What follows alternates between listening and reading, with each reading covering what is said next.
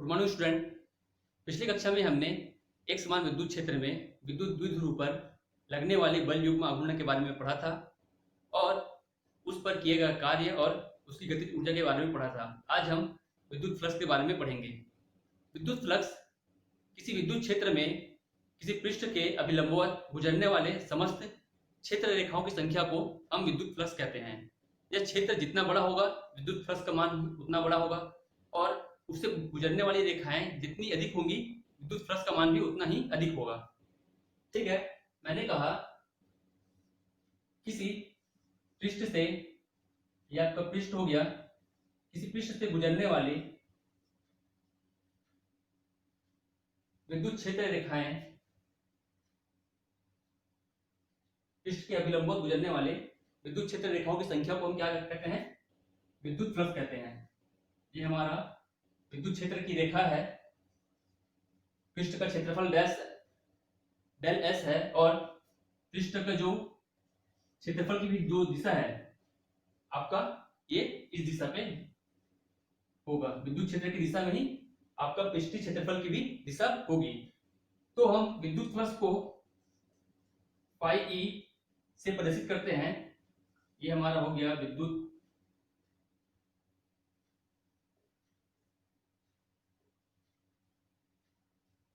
Flux और यह एक अदिश राशि है। ठीक है, पृष्ठ से गुजरने वाले, पृष्ठ के अभिलंबवत गुजरने वाले विद्युत क्षेत्र रेखाओं की संख्या को हम विद्युत फ्लक्स कहते हैं। यहां पर डेल फाई ई क्या लिख सकते हैं हम? ई क्षेत्र रेखाओं की संख्या और डेल एस पृष्ठीय क्षेत्रफल की, जो पृष्ठीय क्षेत्रफल है उसका आपका गुणज होता है। ये यदि विद्युत क्षेत्र की जो रेखाएं हैं, ये हमारा दिया है पृष्ठ, यदि विद्युत क्षेत्र की रेखाएं अभिलंब से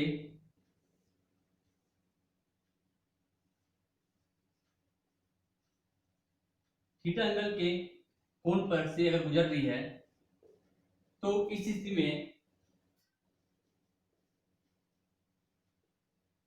अभिलंब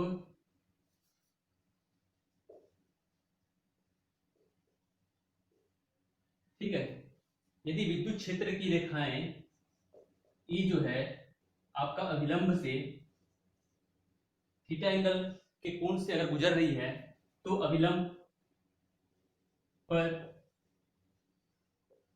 विद्युत क्षेत्र का घटक क्या होगा? आपका del S cos theta, del S cos theta होगा। तो हम विद्युत फ्लक्स को किस प्रकार लिखेंगे? विद्युत फ्लक्स होगा आपका equal to E del S cos theta. ठीक है, तो E del S cos theta को हम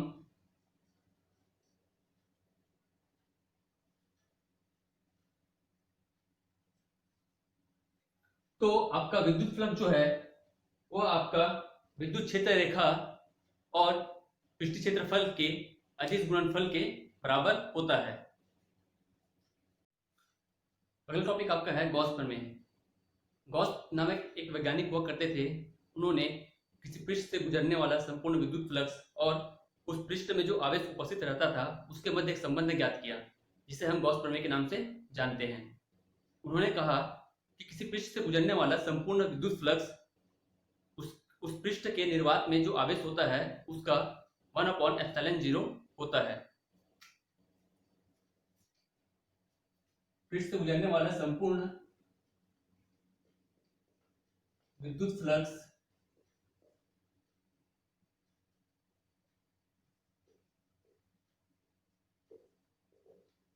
पृष्ठ से गुजरने वाला, पृष्ठ में जो आवेश होता है उसका 1/ε0 होता है। तो इसे हम लिख सकते हैं phi E equal to Q upon epsilon 0। ठीक है, ये हमारा गॉस प्रमेय है, जहां ये आपका क्या है, विद्युत फ्लक्स है, Q आपका आवेश है और एप्सिलॉन 0 निर्वात का विद्युत शीर्षा है। ठीक है, तो किसी पृष्ठ से गुजरने वाला संपूर्ण विद्युत फ्लक्स पृष्ठ के निर्वात में आवेश का 1/एप्सिलॉन 0 होता है। ये हमें याद रखना है। अब हम ये जो गॉस प्रमेय है इसे सिद्ध करेंगे। तो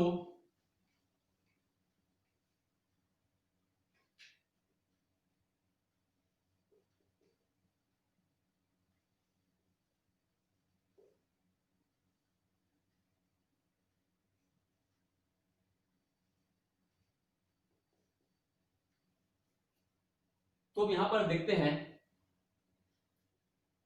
जो अभी हमने फॉर्मूला पढ़ा गॉस प्रमेय से, क्या हमने पढ़ा, फाई इक्वल टू क्या होता है, इससे पहले वाले हमने विद्युत फ्लक्स के फॉर्मूला में पढ़ा था, E डॉट डेल S, या अभी हमने पढ़ा Q अपॉन एप्सिलॉन 0 होता है। तो मान के चलते हैं ये कोई आपका पृष्ठीय क्षेत्रफल है। ठीक है, यहां से इसका केंद्र O है, जिसकी त्रिज्या है आपका R, और इस पृष्ठीय क्षेत्रफल का एक छोटा सा अवयव लेते हैं, छोटा सा क्षेत्रफल लेते हैं,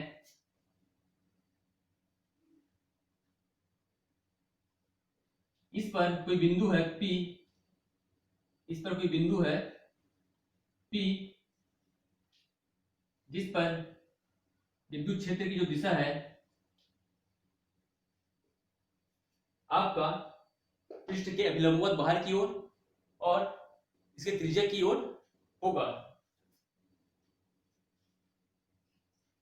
और साथ में आपका ये आपका क्षेत्रीय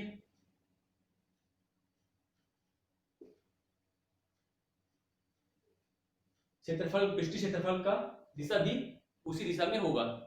ठीक है, तो दोनों सेम दिशा पे है, मतलब इसके बीच लगने वाला, इसके बीच का जो कोण बनेगा वो क्या रहेगा, शून्य रहेगा। तो बिंदु O पर आपका Q आवेश रखा है, इसे हम ये मानेंगे, कहेंगे, मान के चलिए कोई एक पृष्ठ है, पृष्ठ का मध्य बिंदु O है, जिसकी त्रिज्या R है, इस O पर धन आवेश रखा है, इस धनावेश से कुछ दूरी पर इसके पृष्ठ पर एक अल्प क्षेत्रफल लेते हैं, जिस पर बिंदु P है। इस P पर हमें जो विद्युत क्षेत्र की तीव्रता हम ज्ञात करेंगे। पहले बिंदु P पर विद्युत क्षेत्र की तीव्रता हमें क्या मिलेगा, इससे पहले हमने पढ़ा था, equal to 1/4 pi epsilon 0 Q upon R square, ये हम देते हैं समीकरण इसे 1। ठीक है, और इसके बाद हम देखते हैं इस जो छोटा सा क्षेत्रफल है,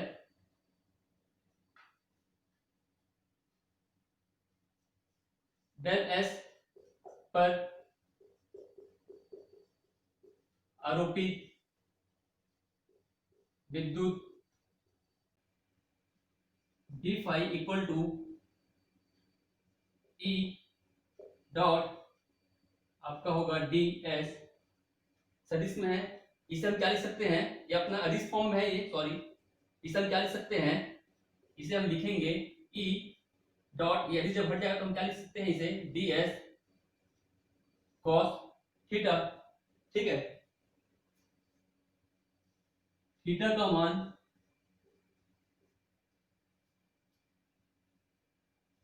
0 डिग्री रखने पर थीटा का मान हमने 0 क्यों रखा?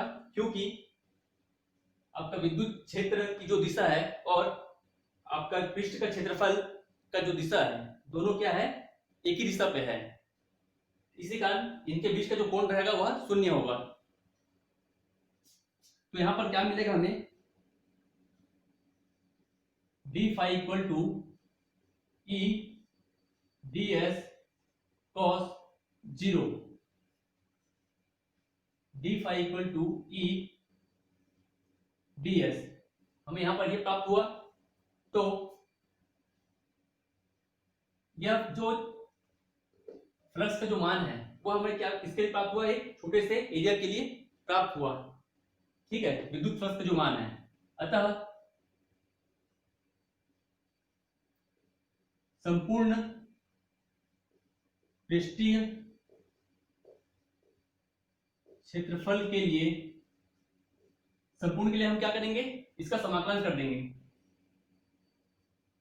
d phi इक्वल टू समाकलन s आपका E डॉट ds, ठीक है, समीकरण 1 से E का मान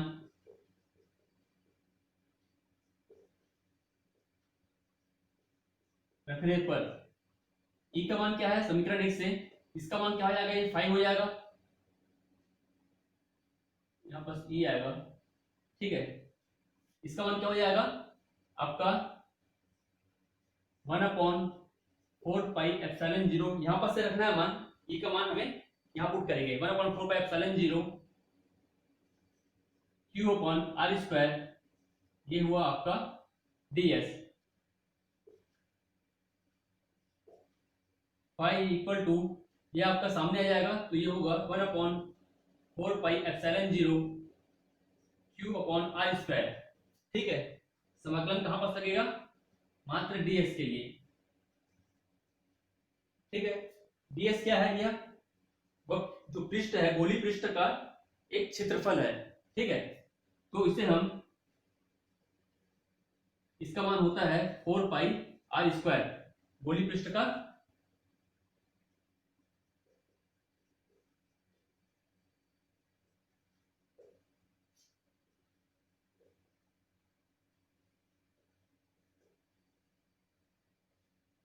ठीक है, तो इस ds का मान हम यहां पर पुट करेंगे। ऊपर वाले समीकरण पर हमें मिलेगा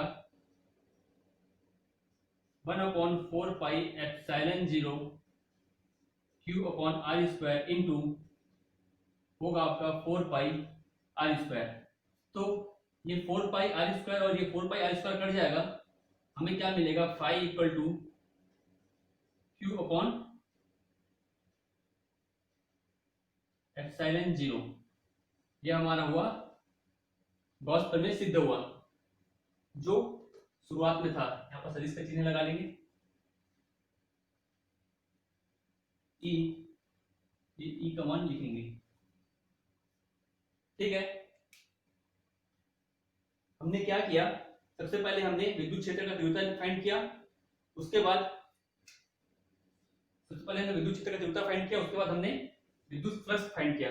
विद्युत क्षेत्र का तीव्रता पॉइंट P बिंदु पर, ठीक है, और उसके बाद आपका जो क्षेत्र था, पृष्ठीय क्षेत्रफल था, उस पर हमने विद्युत फ्लक्स फाइंड किया।